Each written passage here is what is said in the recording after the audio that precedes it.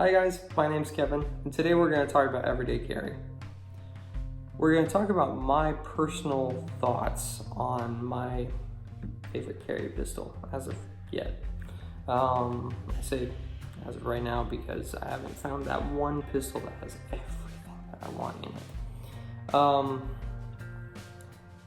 That being said, we're going to talk about the pros and cons in my opinion. Some of those pros might be cons for you, some of the cons might be pros for you. Listen carefully, decide for yourself, and make an educated decision. Just because I say it's great doesn't mean it's great for you. I see a lot of people do these EDC pocket dumps. Quite frankly, I don't think that you have 40 items in your pocket. I think that a lot of it is merchandising, so we're not going to do that. We're just going to focus on the gun today. Talk to you about carry pistols. Now, my current pistol of choice for carry is the M&P Shield 2.0 in 40 caliber. We'll get to the 40 caliber part later. We're going to start at the top of the gun and work our way down. So, the gun is safe and clear. I have field stripped this twice now because I've recorded this video twice. We've been having some technical difficulties. The sights are dovetailed into the slide, which is actually really nice because if you want to swap them out for night sights because they didn't come on the gun, you can. You might need a sight pusher though. I haven't tried it yet. I'll let you guys know when I do. Another thing you'll notice up here is this loaded chamber indicator. Now I have a snap cap here, and we're going to load that into one of these magazines that we will talk about later. And show you how that works. So you can't see anything necessarily in that little slot right now, but when you've got a round in there, you see that nice shiny little thing. That is your loaded chamber indicator. You can see the brass in there. So, out.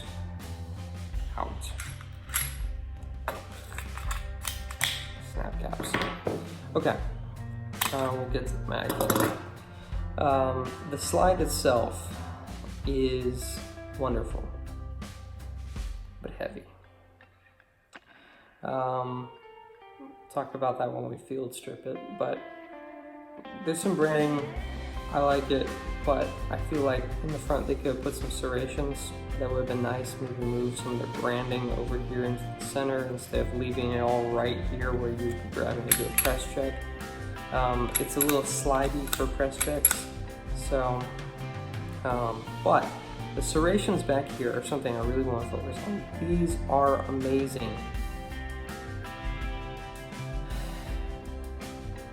They are the perfect blend, in my opinion, of strong but not overly painful.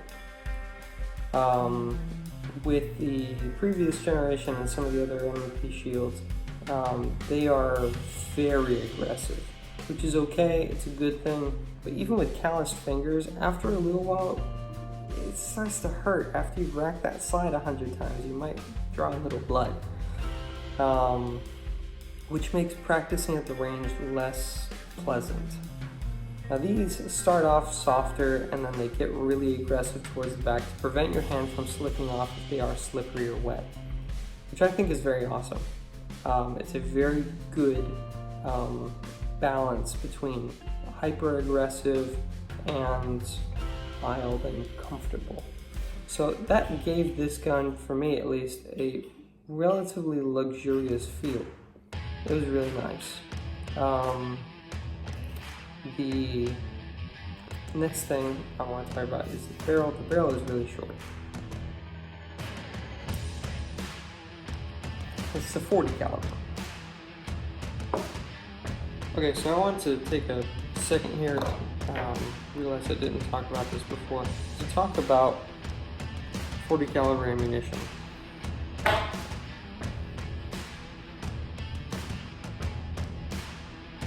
It's no better than 9mm. I know I'm gonna tick some people off with that. Maybe with a longer barrel, but with a short little barrel, the ballistics is probably gonna be about the same. I mean, you could talk about stopping power all day and stuff, but I I don't really find there to be that much more of a valuable difference between them. I wouldn't stand in front of either of them. Would you? The reason I actually bought this in 40 caliber was because it was cheaper in 40, and I knew that I could handle the 40 cal. Yeah, there's not much of a price difference on the rounds, and there's not much of a recoil difference, and there's not much of a punch difference.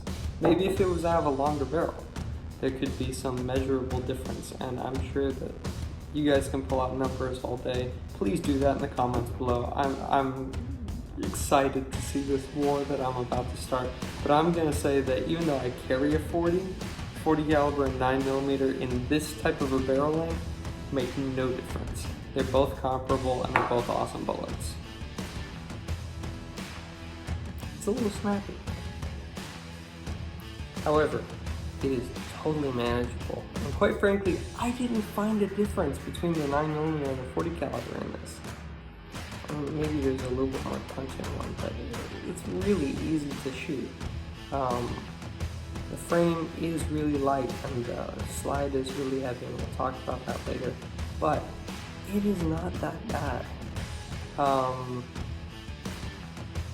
This one does not have a safety. I don't like carrying with a safety, that's just me. The takedown lever is here and the slide release is here, and neither of them are reversible, so this gun is not ambidextrous. I don't know about the magazine release, whether it's reversible or not. Comment down below if you know that. This is the Shield, so I'm not so sure that it is. But the frame is a nice reinforced polymer. It is a very nice, comfortable feel to it, but it is plastic, and so it is very light. The next thing I want to talk about is the trigger. Again, this gun is safe and clear. The trigger is an articulating trigger, so you pull up here, nothing happens. It cannot discharge the firearm, which is another way of them preventing negligent discharges. Down here is a little articulating arm that as you pull it, the gun will actually engage the trigger. There is no grip on the uptake on this pistol. It is very smooth. The break is ridiculously stiff, which is actually, in my opinion, a good thing. Here's where the trigger gets a little weird. That is not the reset. That is not the reset. That's the reset. There's a lot of grip and a couple of clicks and pops on the way out to the reset that aren't audible, but you definitely feel them. And when you're wearing earplugs or ear protection and you're shooting, there were several times that I depressed the trigger again, thinking that the trigger had reset, and it had not. But it has a very stiff break, and the reset really is audible and tactile. So it's not bad. It's not perfect, but it's not bad. Trigger is actually very nice in this. Would I replace it with an Apex trigger? Yes, they make an Apex trigger for such a small gun. Yeah, I would definitely replace the trigger, but it's not a bad thing. Last thing I want to talk about with the frame is the fact that I had to put a home grip on it.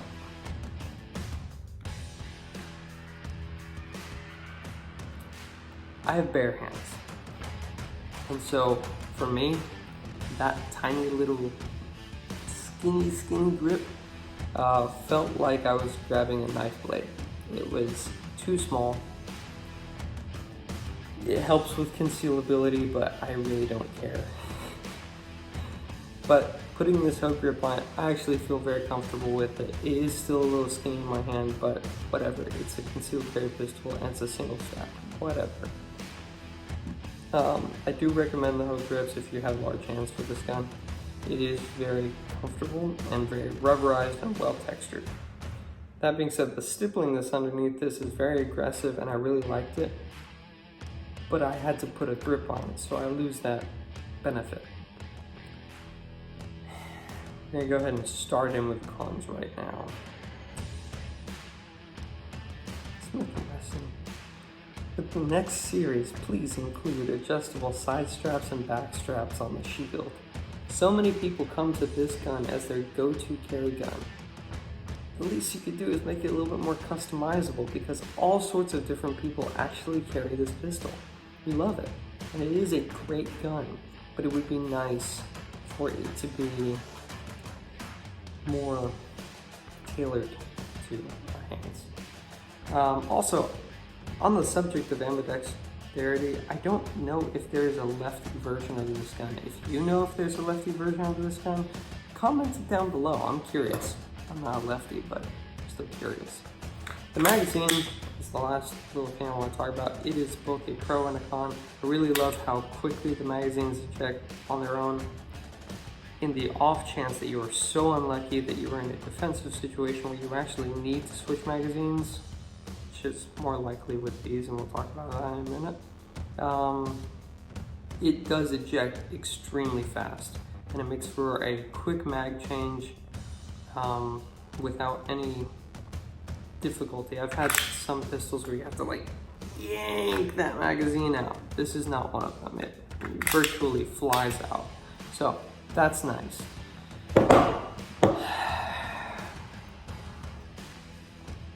There are only 6 rounds in this mag. I know, it's a single stack gun. The SIG P365 is smaller than this pistol. It holds 10 plus 1, and they're working on a 13 plus 1 without the extended piece. The extended version of this gives you 7 bullets.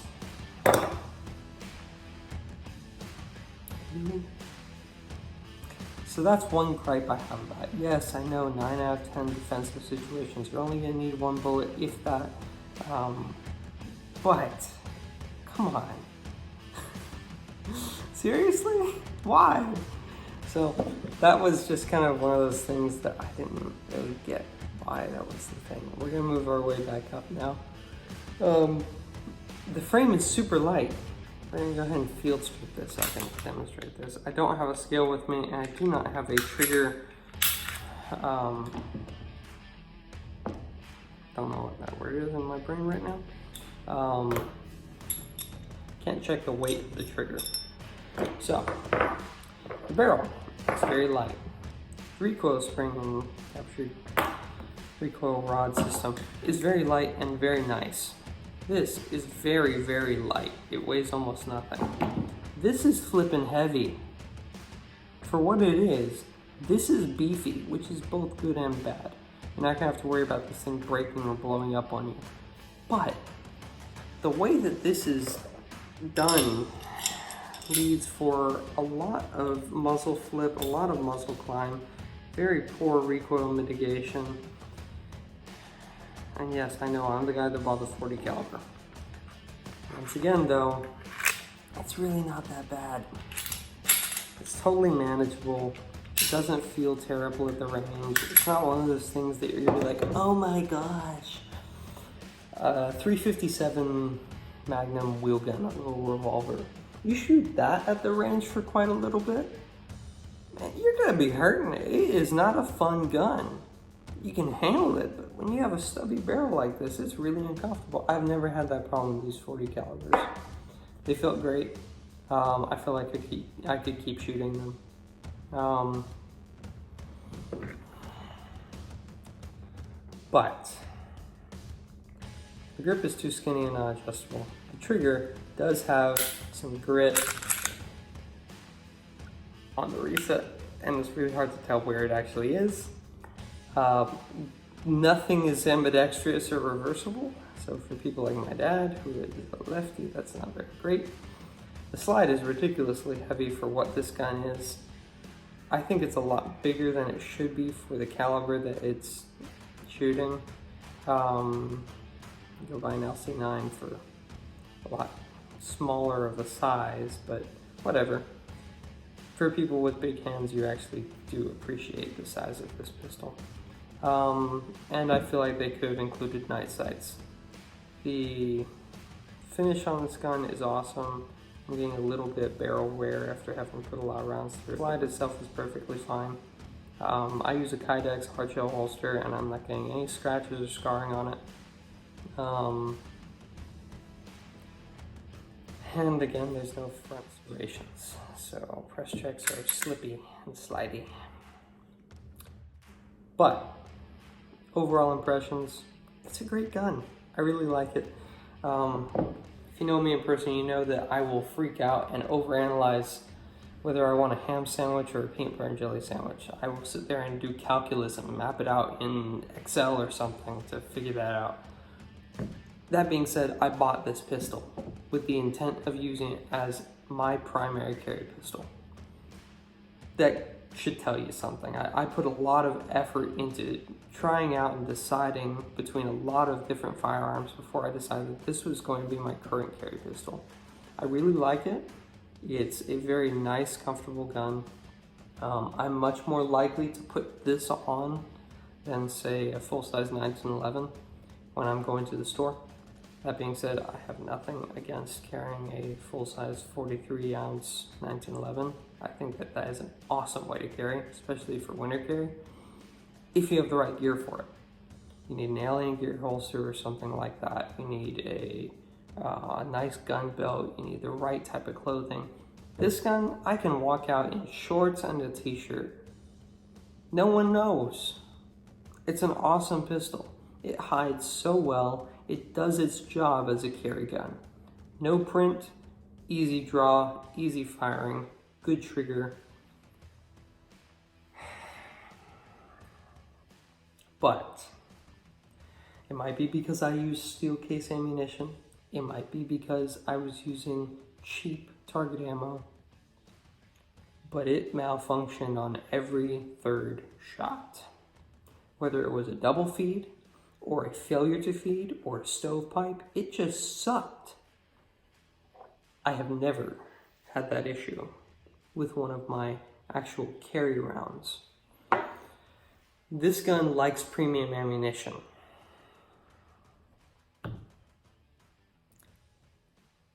It's okay. Buy once, cry once. It's expensive, I get it. Premium ammo is pricey, but this gun likes it. I have never had a failure of any kind using nice ammunition. So, when carrying this gun, I would stick to nice premium ammo.